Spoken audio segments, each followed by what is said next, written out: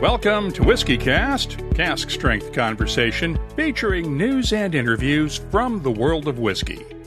I'm Mark Gillespie. This is episode number 828 for July 19th, 2020. Coming up in a few minutes. There could have been an extreme scenario because nobody knew where the virus was going at the beginning.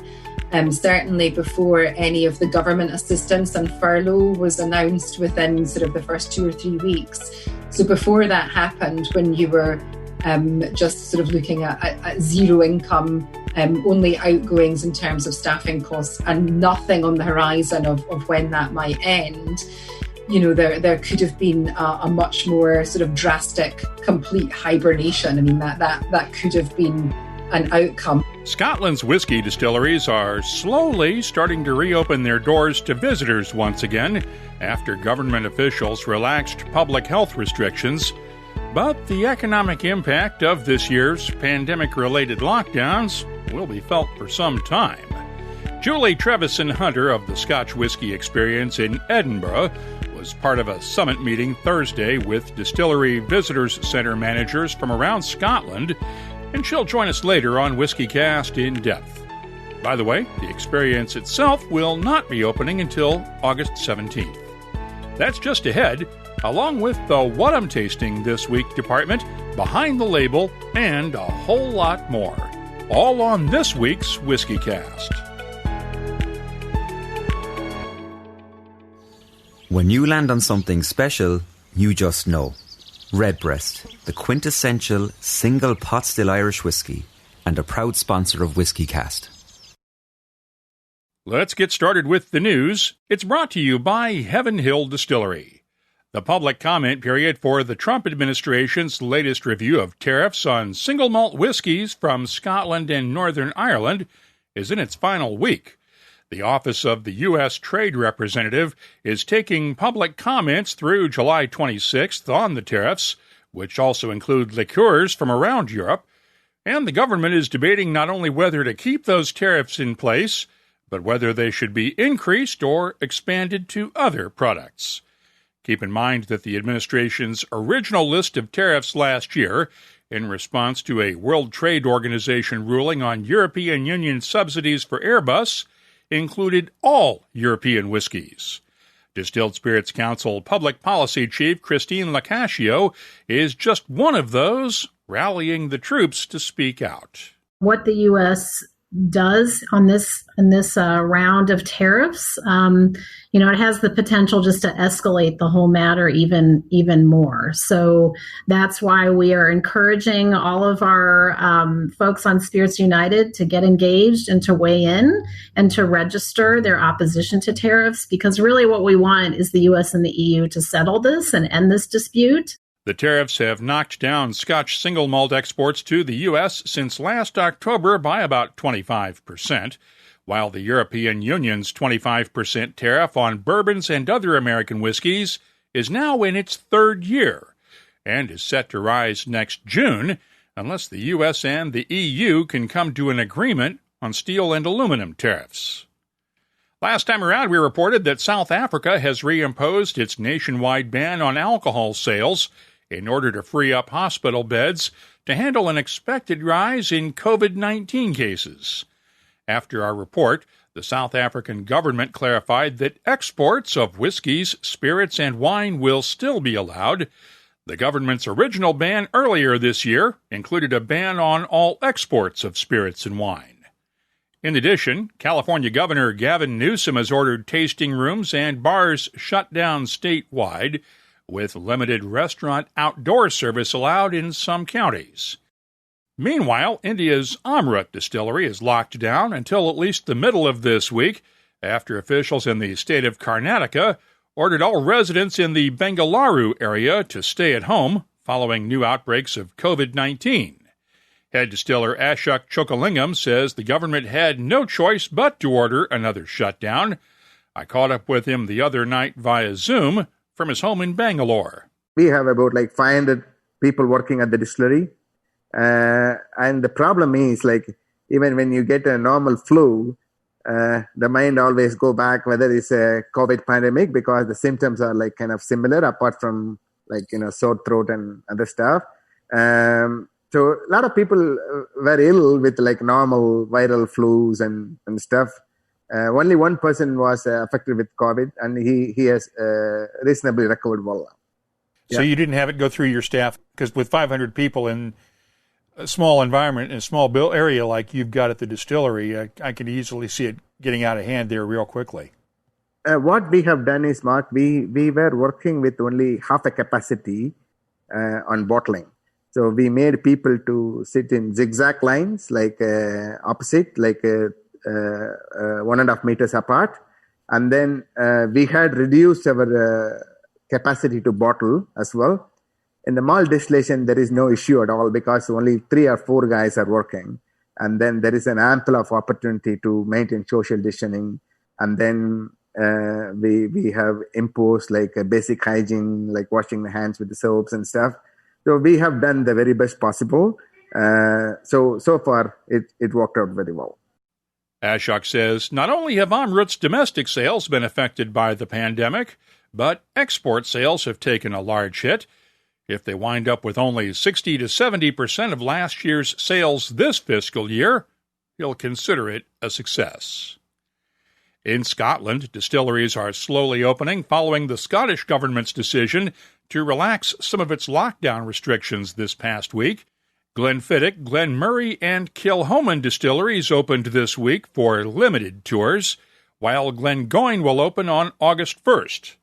However, Edrington disclosed this week that the McAllen and Highland Park Visitors Centres won't open until at least September, and the company is in consultations with some of its workers at both distilleries about furloughs. The Press and Journal in Murray reports as many as 45 McAllen Visitors Centre workers may be affected. The company has not confirmed any numbers. We'll have more on this story later on. The story that got the most attention this week, though, Diageo's plans to start packaging Johnnie Walker in a paper-based bottle starting next year. Diageo has launched a joint venture backing Pulpex. It's a sustainable packaging company that's also working with companies like Unilever and PepsiCo to make bottles from sustainably sourced wood that can be easily recycled. It is still a test project, though. Diageo has not said which Johnnie Walker expressions will use the new packaging. The news release was accompanied by a mock-up of a Johnnie Walker Black Label bottle, though. Charles MacLean has picked out a lot of whiskies over the years, but his 3 sons helped inspire his latest project. To be fair, they did most of the work for it, too. Ewan, Jamie, and Lachlan MacLean won the Talisker Whiskey Atlantic Challenge this year by rowing across the Atlantic Ocean from the Canary Islands to Antigua. And as Charlie told us on last Friday night's Happy Hour webcast, they mixed some whiskey work in with their training. Prior to that, as a practice run, they rowed up the west coast of Scotland, and all the distilleries on the west coast donated bottles for the charity which they're supporting, which is called Feedback Madagascar, and exists to dig wells for the poor people in Madagascar, a very, very poor country. 168 bottles of MacLean's Pillage blended malt and 299 bottles of MacLean's Spillage blended Scotch are now on sale exclusively through Royal Mile Whiskies, with all of the proceeds going to Feedback Madagascar. They're hoping to raise £100,000 for clean water projects in Madagascar. Finally, I want to send a special shout-out to our pal Brett Perens. You may know him better as the Scotch Trooper on social media. Brett's a fellow photographer who made his reputation shooting photos of Star Wars action figures in various whiskey-related humorous poses over the last several years. Brett had not been feeling well lately, and a recent attack of pain sent him to the emergency room. The diagnosis? Pancreatic cancer. Brett is in treatment now and doing well, but like a lot of freelancers and self-employed writers in the whiskey business, the diagnosis and the cost of treatment have put him into a bind. His friends have started a GoFundMe campaign to help Brett cover the costs of treatment. and keep his family fed at the same time. I've posted a link in the show notes for this episode at the WhiskyCast website, and we send out our thoughts and support to Brett. Hang in there, my friend. You can keep up on the latest whiskey news all week long at whiskycast.com. The news is brought to you by Heaven Hill Distillery and its new Larceny barrel-proof wheated bourbon. It's made the way purists love bourbon, non-chill filtered and at barrel-proof with a bold yet balanced taste. It's a new take on the old Fitzgerald legacy and was winning awards even before the first bottles hit the shelves. Look for it at a whiskey shop near you and get all the details at heavenhilldistillery.com. Think wisely, drink wisely. Time now for the calendar of events. It's brought to you by Catoctin Creek Distilling. We have a lot of cancellations to cover this time around, starting with one of the biggest whiskey shows in Europe. La Maison du Whisky, the promoter for Whisky Live Paris, scheduled for the last weekend in September, has now announced that this year's festival has been canceled. In addition, the organizers of Whisky Live events in South Africa have now officially canceled all of this year's events, including Whisky Live in Johannesburg, until next year, while the promoter of Whisky Live in Xiamen, China, has now postponed this year's event, originally set for September. We also now have word that Whisky Live London, which was postponed back in March, will not take place as an in-person event this year and will be a virtual event instead. Ticket holders should check whiskylive.com for more details.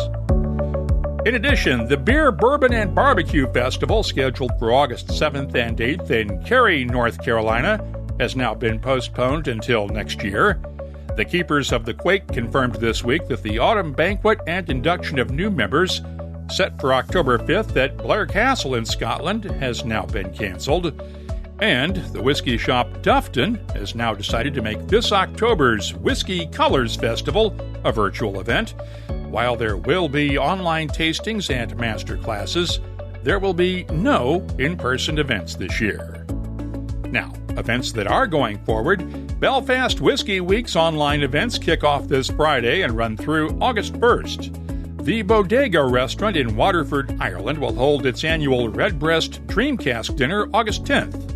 McTeers in Glasgow has its next whiskey auction on the 14th.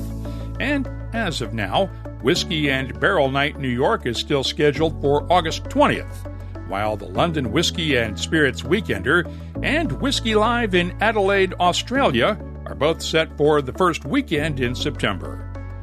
We update our calendar at whiskycast.com as soon as we get details from event organizers. But as always these days, you need to treat everything on that calendar as tentative, since plans can and do change on short notice depending on public health restrictions. Please double-check event websites before you make any travel plans. The calendar of events is brought to you by Catoctin Creek Distilling, makers of Virginia's most awarded spirits. You'll find their Roundstone Rye at fine whiskey shops in 26 U.S. states, 3 continents, and online. Visit the Where to Buy page at catoctincreekdistilling.com to find a retailer near you. And please drink responsibly. The search never ends, but it's nice when you can come in for a landing, pause and explore the silky smoothness of single pot still Irish whiskey, matured in the finest bourbon and Oloroso sherry casks. Land on Redbreast, then be sure to pass it on. Proud sponsor of WhiskyCast. WhiskyCast In Depth is brought to you by Mortlach. Scotch whisky has become a key part of the country's tourism industry. During 2018 and 2019, more than 2 million people each year visited distilleries in Scotland. Obviously, the travel restrictions and business closings from the COVID-19 pandemic mean 2020 will be nowhere close to that level, but we now have some indications of just how bad the damage could be. Edrington announced this week that it will not be opening the McAllen and Highland Park Visitors Centers until at least September, and is consulting with its employees on expected layoffs. As we reported during the news, there is no official word on how many positions will be eliminated, but the Press and Journal in Murray reports 45 Macallan workers are part of the consultation process. The paper also reports that counting the time the distilleries have been closed this year, the Macallan's visitor traffic is off by 80% from a year ago. And according to an Edrington executive, visitor numbers are not expected to return to pre-pandemic levels for several years.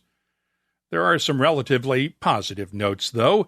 The Scottish Government allowed distilleries to reopen their visitors' centres starting this past Wednesday. At least 3 have done so already, Glenfiddich and Glenmurray distilleries in Speyside, along with Kilhoman Distillery on Islay. The Scotch Whisky Experience in Edinburgh has been closed since March, and does plan to reopen August 17th with pre-booking required for all tours and the Amber Restaurant. Around 40 of the attraction's employees have been laid off during the lockdown. Julie Trevisan Hunter was on a conference call with her distillery colleagues on Thursday and joined me via Zoom after the call. Looking at the fact there's no international visitors at all in Edinburgh at the moment, and it's really going to be next year before they return. So that's been a really, really, really sad process. But, the team have been phenomenal. I mean, really, really great through it. And obviously we'll be doing everything we can just to build back up to hopefully be in a position to take some folks back on again. So we're still a strong team of, around about 45 people. But yeah, we've had to let a lot of people go, as have so many different organisations. So tough times, but we have our date for reopening, which is fantastic, and obviously that means we can start kind of rebuilding and focusing on that and focusing our energies there. So that's nice. Will this affect your ability to be able to have the Scotch Whisky training schools and the other events that you normally do at the Experience the rest of the year? Yeah, so when we reopen on the 17th of August, our plan is to reopen with 3 of our core products. So that would be our sort of standard silver and gold tours, which are the ones that we run all day, every day. And we're going to get back in 7 days a week, running them every 15 minutes throughout the day. And we're also going to do our Platinum Tour on a Friday and Saturday evening. So we're going to reinstate that one as well. But with regard to the other sort of more enthusiast-based products and any that might be considered a sort of a mass gathering, if you like, even if it's a small mass gathering, we're going to hold off on those at least for the first couple of months and sort of build back up to that as we can when it becomes clear what the regulations will allow us to do, and really just with the physical distancing and everything as well, what will be comfortable for people, but also what's permissible in terms of the space that we've got. How did this affect your retail shop? So 80% of our visitors from the day that we opened in 1988 up until today have consistently been from overseas and international, which is not fantastic when a pandemic suddenly hits and global travel just halts overnight. So we, out of probably all the attractions in Edinburgh, are more reliant and sort of benefit more from that international market than anywhere else. And with regard to the retail, it probably is skewed even further in that direction, because the trend in the last sort of 5 to 7 years of those very, very high-end sales come predominantly from the Asian market. So from a value of transaction point of view, the Asian market is the one that's really strong on those higher value bottles.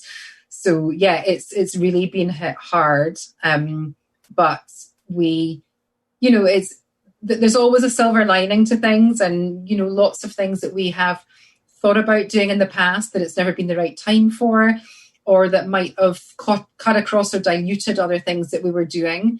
Now it's the time to do those. So we're looking at our online retail and looking at potentially launching a new shop and a new model and carving quite a different niche in that. So I won't say too much just now because it's right at the beginning. but we're looking at those online opportunities and how we can have a retail element that also really reflects the essence of what Scotch Whisky Experience is, which is, of course, in that word experience. So it's about connection and experience and interaction and engagement. So how we can have a retail offering that brings all that with it. And of course, everyone's become so much more digital and so much more confident to interact in that way. So that'll be a much easier and smoother passage for us to make. So yeah, we're not just going to say, well, there's no Asian market, the numbers will be down. We're looking where we can carve some different markets and some different products there. Did the viability of the entire Scotch Whisky Experience come into play at any point during this pandemic? Was there a point where you thought we might not make it through this? So I would say that there was no point where the four of us, as the sort of four executive directors, would even entertain the fact that we would not survive. That was not ever on the table. There could have been an extreme scenario because nobody knew where the virus was going at the beginning. Certainly before any of the government assistance and furlough was announced within sort of the first 2 or 3 weeks. So before that happened, when you were just sort of looking at zero income, only outgoings in terms of staffing costs and nothing on the horizon of when that might end, there could have been a much more sort of drastic, complete hibernation. I mean, that could have been an outcome, but pretty quickly it became clear that there was going to be some support in place, that tourism and hospitality was being, considered and viewed as important as it is in the Scottish and the UK wider economies. That support was coming in there, and that there was going to be that road in the middle that we could pursue. So, I mean, it's been very difficult financially.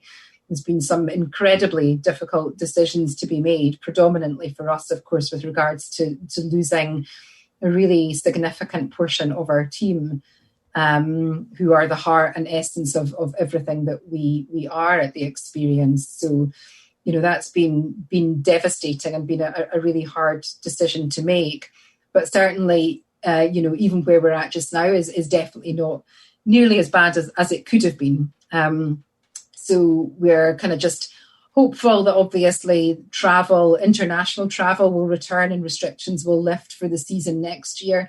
We're basing our plans upon that we'll have that international market beginning to come back next year. But we reckon it probably will be sort of 2 to 3 years before we really see the numbers coming through that we've been used to in the last couple of years. Did you get any government assistance for the Experience? So there's been quite a lot of assistance that's been available across the sector. So the business rates that we pay have been suspended. So that's gone across the sector.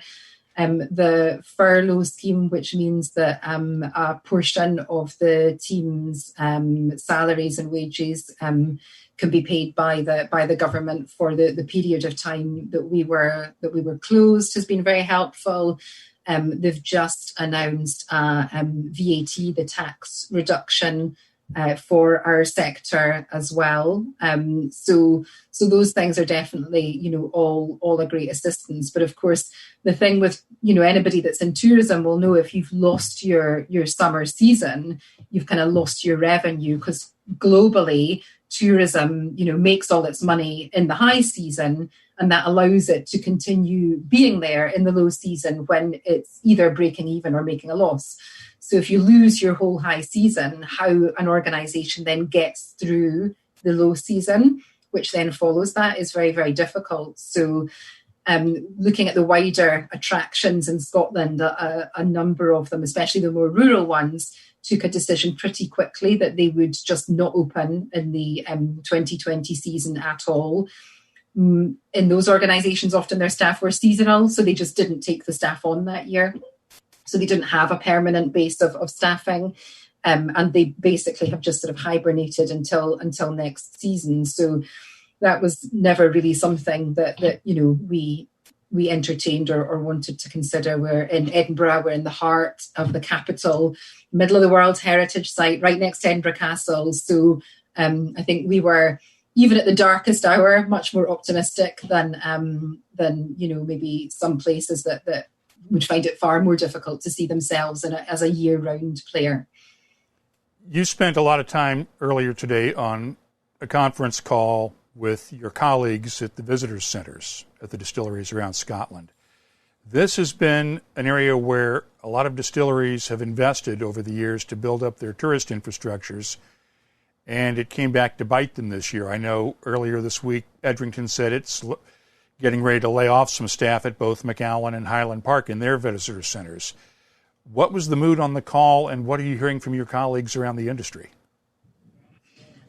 So actually, Mark, the mood on the call today, which was many of the representatives or managers from the distillery visitor centres, I have to say was, optimistic and was positive. And we'd spoken to people earlier in the pandemic in April or May, and I think then, especially because they're incredibly rural, a lot of places were just, like a lot of the other attractions in Scotland, saying, that it's looking like this season will just be entirely written off. I think, people have, there's been a bit of a tide change there. A lot of the retail is able to open at the visitor centres, and there's been a trend of distillery-only bottlings over the years. So, that's something that they've been able to forge forward for even more and have more individual cask bottlings available to people. A lot of them have opened up their online retail much more than they had before. So there's been a bit of a sort of an acceleration of some of the things maybe that they couldn't have done before that have allowed them that revenue from online sales. As I say, retail has been opening up. That's sometimes a bit easier than the rest of it. And bit by bit, there's a couple of distilleries that opened up today. So Glenmurray and Glenfiddich have opened up, and others that are planning to do so in the coming sort of 3 or 4 weeks, and others who are hoping to open up by the tail end of the season, maybe in September, and they're going to make decisions on that in the coming weeks. So legally, we were allowed to open our visitor attractions here in Scotland yesterday on the 15th, Wednesday the 15th. Some people have forged ahead and tried to get into that as quickly as possible. And a lot of people have just, put the brakes on and slowed down a little bit, and they'll be able to sort of learn from those that have been the forerunners of that and have opened up really quickly. And will be able to make their decisions in the coming weeks as to how that's going to work for them. But of course, the big difference between us as a visitor attraction in the heart of Edinburgh and a distillery visitor centre is that they have all their production to protect, which is so core and fundamental.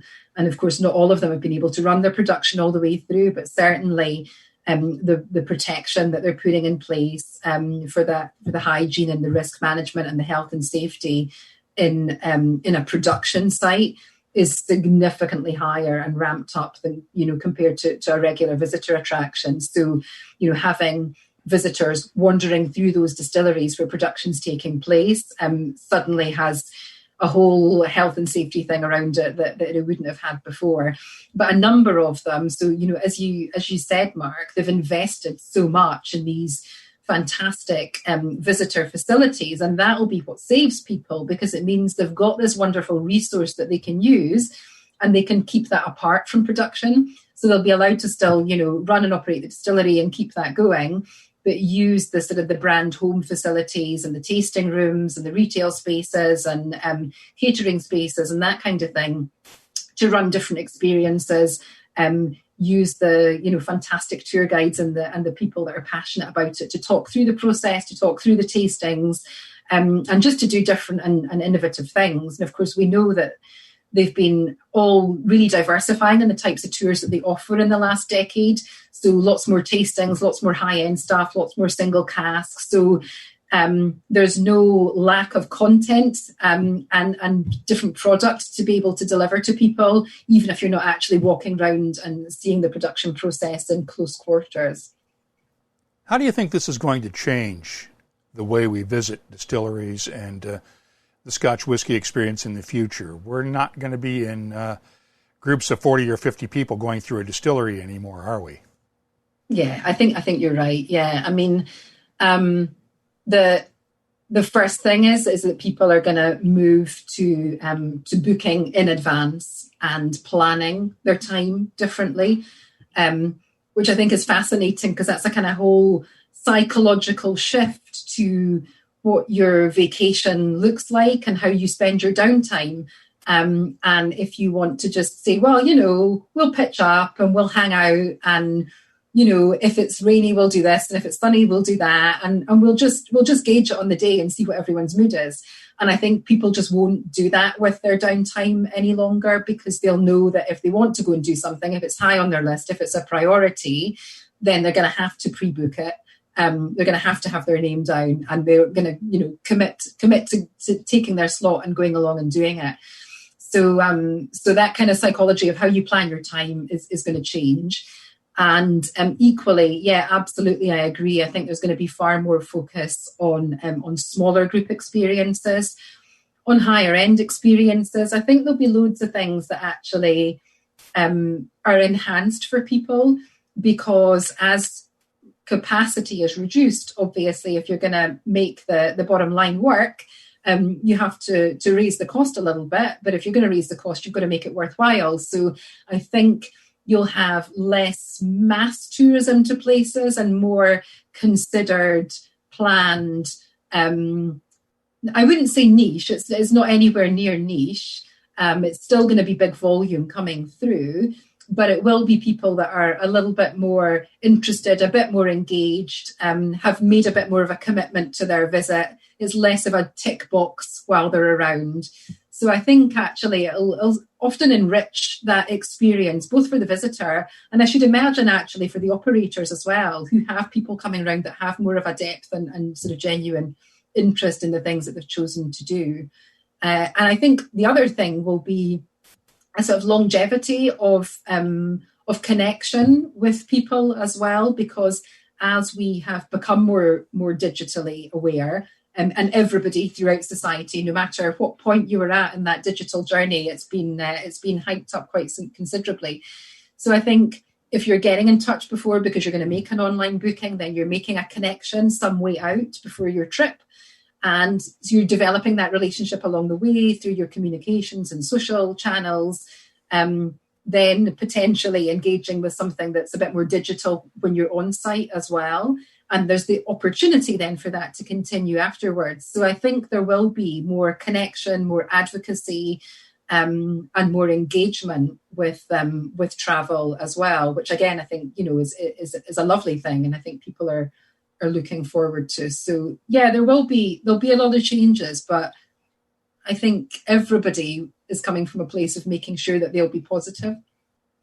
Any idea how much the industry in Scotland has lost as a result of this, in terms of revenue from not being able to be open to visitors this summer? Yeah, that's a brilliant question, Mark. I have absolutely no idea. I mean, there's been some top line figures, which I don't have to mind, which have been from some of the Chamber of Commerce, so in Edinburgh. But in terms of the broader industry, I absolutely dread to think. It's safe to say it's in the millions of pounds. Oh, yeah, absolutely. What is the worst case scenario for Scotch whisky tourism as you open back up? Is it having the virus flare back up again once things are open this year? Yeah, I mean, I think definitely sort of a second wave is the biggest risk for us. Generally, I think most people in the UK as operators have pretty much written off international travel, although the quarantine in the UK has been lifted now in all the different UK nations. The quarantine's been lifted for the vast majority, not for every country, but for the vast majority of countries. And flights are coming in. So I went up to Scotch Whisky Experience on Tuesday to do some measuring up work for signage.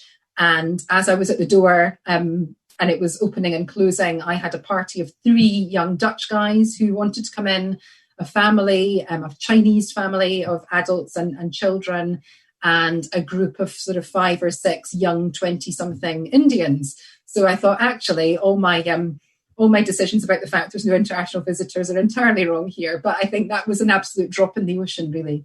So, theoretically, international travel can come in. There's nothing physically, practically stopping it from a legislative point of view. But I think we're pretty much saying that, in any reasonable numbers, it's not going to come back till next year. So we're relying on the domestic UK market. So if there was to be a significant second wave in the UK throughout the UK, that would be the worst case scenario for us this year. Obviously, over the winter, if there's then globally a second wave, then that would be pretty devastating for the first quarter of next year as well. So I think so long as things can be locked down very quickly and very locally, that won't be so much of an issue. So if people can act quickly and therefore it's very, very localized where any lockdowns happen, then that shouldn't have so much of an impact. But anything on a bigger scale, it'd be pretty devastating. And of course, there's the whole U.S. thing, because we're not going to be going anywhere. Because of the way our government has handled things, we're not going to be welcome anywhere for a while. And I know that you depend a lot on American travel. It's so true, Mark. So throughout our over 3 decades of operation, the US market has been incredibly strong and important to us, and for Scotch Whisky Experience specifically in the last 3 or 4 years. I mean, it's just been a huge market for us. It's just grown and grown. There's just such a close connection, a sort of shared history, genealogy, and a lot of cultural links, and is a hugely important market to us. So it's going to be a devastating loss. The European countries on our doorstep, France and Germany, have always been very big for us, but the US market is incredibly important. Once again, the Scotch Whisky Experience at the top of the Royal Mile in Edinburgh will open for tours and tastings again August 17th. Pre-bookings for tours and the Amber Restaurant are required. That's WhiskyCast in Depth, brought to you by Mortlach, whiskey's best-kept secret. Hidden away for decades in some of the world's most famous Scotch whiskies comes a single malt inspired by an original for a fortunate few. Discover the entire Mortlach lineup at malts.com. The What I'm Tasting This Week department is brought to you by Sagamore Spirit.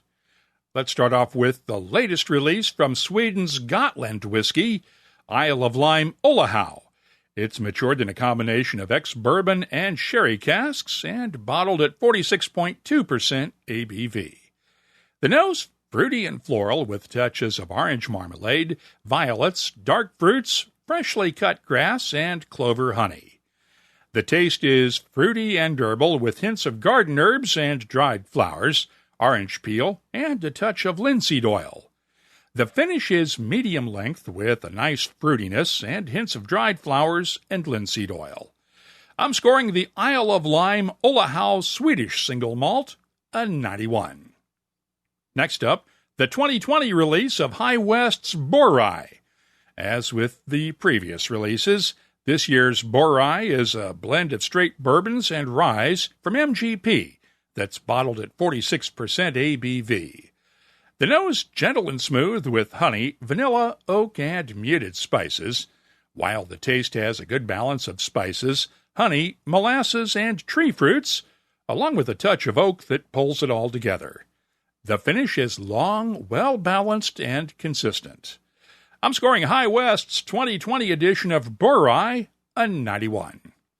More tasting notes in just a minute, but first, this week's tasting notes are brought to you by Sagamore Spirit Rye Whiskey and its new Brewer's Select Rye Ale Barrel Finish. It's a collaboration between Sagamore Spirit in Maryland and Sierra Nevada in California, where they filled up Sagamore Spirit barrels with their red ale beer, then shipped the barrels back to Maryland to give Sagamore Spirit Rye a unique touch. Look for it now at select retailers. Get the whole story at sagamorespirit.com. The collaborations between distillers and brewers just keep on widening. Seattle's Westland Distillery has released its fourth collaboration with a Pacific Northwest brewer. This time it's the Lucky Exchange Brewery in Seattle, which put some of its Imperial Stout beer into casks that were later used to finish one of Westland's single malts. This whiskey is 5 years and 9 months old and bottled at 51.2% ABV. The nose is slightly herbal with touches of figs and dates, shortbread cookies, a whiff of peat smoke, and hints of dried fruits. The taste is smoky and peppery with touches of cinnamon and allspice, complemented by dark chocolate, dried fruits, and a hint of dates. The finish is long and spicy with just a kiss of smoke. I'm scoring the Westland Lucky Exchange American Single Malt a 92. And finally, Ireland's Clonakilty Distillery has also been working with craft brewers on both sides of the Atlantic. I received a sample this week of its latest project with 26 Degrees Brewing in Pompano Beach, Florida, that will be released in September. 26 Degrees filled casks with its IPA 1A beer. And if you're not familiar with Florida, A1A is the highway that runs the length of the Florida coast from the Georgia state line all the way to Key West. This one is bottled at 46% ABV, and the nose has that typical IPA lemony character with a citrusy tartness, along with a nice maltiness and hints of black tea and honey. The taste is tart, citrusy, and floral with notes of lemon pepper, grapefruit, barley sugar, honey, vanilla, and dried flowers. The finish is long, tart, and slightly grassy, and I'm scoring the Clonakilty 26 Degrees IP A1A cask finish a 91. The What I'm Tasting This Week department is brought to you by Sangamore's Spirit Rye Whiskey. I'm adding these tasting notes to our searchable list of more than 2,900 different whiskeys from all over the world. Check it out this week at whiskycast.com. Let's open up the inbox now for your voice. During our Happy Hour webcast Friday night, Clay Risen of the New York Times and Nino Marchetti of the Whiskey Wash joined me for our weekly Writers' Roundtable. I asked the guys about the best whiskey they've had in the past year or so. Nino said a Garrison Brothers Cowboy Bourbon, while Clay said he'd bought a bottle of late 80s or early 90s Bowmore. I asked if it had the FWP, and Clay said no, it was from before that era.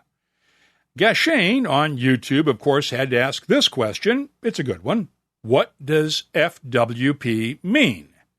Okay, I'm going to keep this as polite as possible since I know some of you may be listening with your kids. There was a period back in the 80s and 90s when a number of Bowmore expressions had a flowery, lavender soap-like aroma to them in the minds of many whiskey lovers. The distillery never acknowledged this openly, and this was during the era when Jim McEwen was running the place. If you want to make him mad, just ask about what caused it. It was said by some critics to resemble a perfume that a Parisian prostitute might wear, and they dubbed it FWP. To be honest, it's a term that probably should never have entered the lexicon to begin with, and I do regret using it the other night, and I'm only using it now to explain just what it is and why it's a bit of an offensive term. A fun exchange the other night on Twitter. I was asked my opinion of Screwball, a peanut butter-flavored whiskey. Haven't tried it. Don't want to. Personally, I prefer my peanut butter with jelly on bread, as the good Lord intended. But Benjamin Reed at Ranger Rick tweeted this from North Carolina. Lazy-ass peanut butter whiskey-making jerks. I still mix my peanut butter and whiskey by hand like my father and his father before him. Well played, Benjamin. A couple of weeks ago, I looked at whiskey competitions in our Behind the Labels segment, and Mike Simpson tweeted a couple of questions. How does one become an accredited whiskey panel for tasting? What's to stop me from having a first annual Mike's Whiskey Awards presentation? Is there such accreditation? And why does San Francisco grading carry so much weight? Well, first of all, I never made any reference to an accredited whiskey judging panel. There's no such thing. But most reputable competitions will usually disclose a list of the judges and their affiliations in the interest of transparency. Second, there is nothing at all to stop you from having your own first annual Mike's Whisky Awards presentation, except perhaps a strong degree of self-respect and humility. And that's the problem. Literally anyone can start their own spirits competition. That said, why does the San Francisco grading carry so much weight? Well, part of it is because that competition does have a high-profile panel of judges. But the San Francisco World Spirits Competition is one of those I mentioned that tends to award so-called best-of trophies in each category, along with a lot of medals. And for that reason, a lot of whiskey makers tend to enter it each year and highlight their results on their websites and in their news releases, which means that a lot of other people wind up paying attention to it. You'll see some brands highlight receiving a silver medal in that competition, without noting that there may have been a couple of dozen whiskeys that received silver medals, depending on where their scores fell. By the way, the San Francisco competition also awards a double gold medal. That does not mean it's twice as good as a gold medal winner. It's just that the judges were unanimous in awarding it a gold medal. And in that competition, a platinum medal does not mean it's any better than a gold, or even a double gold. It only means that that specific whiskey has won a double gold medal for 3 consecutive years, which does make it a sign of quality, or at least consistency. Mike, I hope that answers your question, and as I said on Twitter, if you do start that Mike's Whisky Awards competition, don't be surprised if I do not report the results here on WhiskeyCast. Nothing personal. There are just a lot of competitions I don't report on regularly. If you have a question, a suggestion, or anything else you'd like to share with whiskey lovers around the world, you can always get in touch with us on Twitter, Instagram, or Facebook at WhiskeyCast. The email address is comments@whiskeycast.com.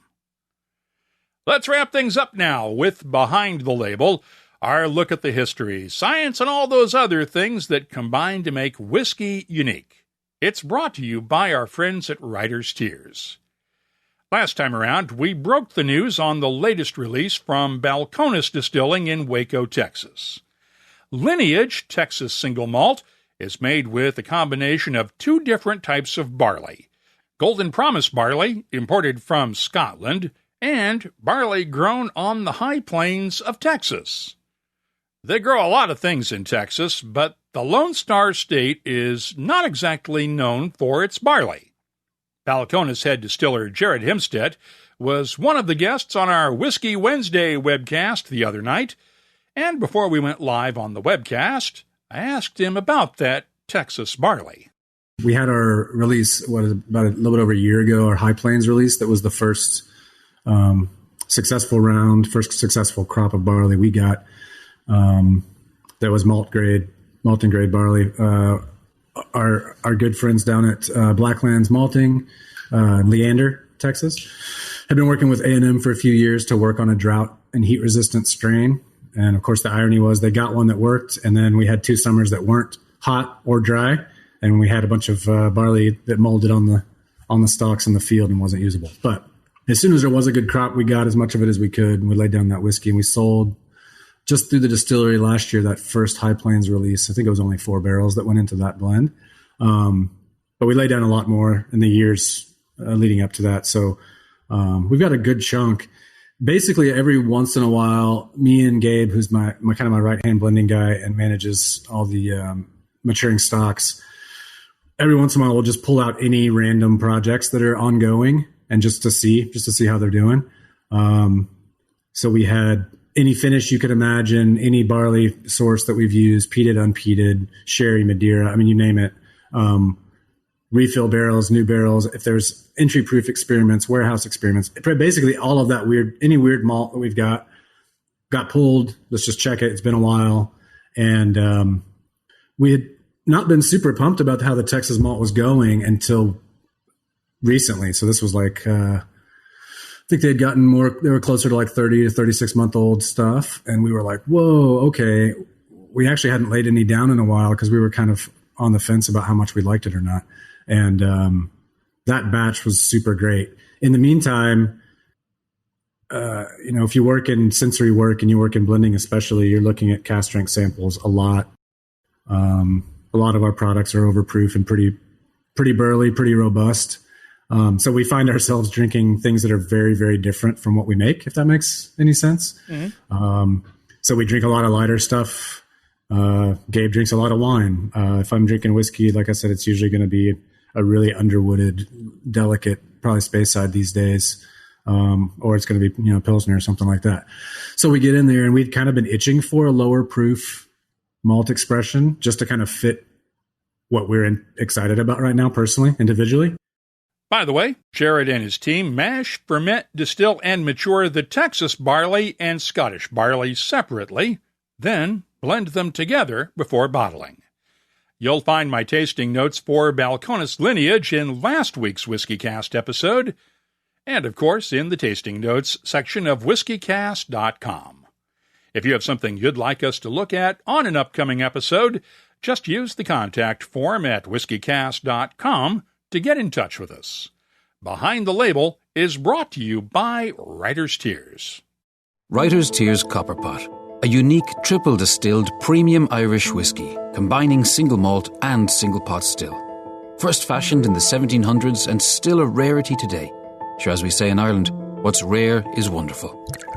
Writer's Tears Copperpot. That's all for this edition of WhiskyCast. You'll find links for the stories in this episode in our show notes at whiskycast.com. That's also where you'll find details on our Whiskey Wednesday and Friday Happy Hour webcasts, our WhiskyCast HD videos, and the WhiskyCast Tasting Panel podcast. You'll also find the latest whiskey news, my tasting notes, the calendar of events, the whiskey photo of the week, and, of course, a complete archive of all of our past episodes since 2005. I love to hear from you. You can always get in touch with us on Twitter, Instagram, and Facebook at WhiskyCast. The email address is comments@whiskycast.com, and I do read every email we get.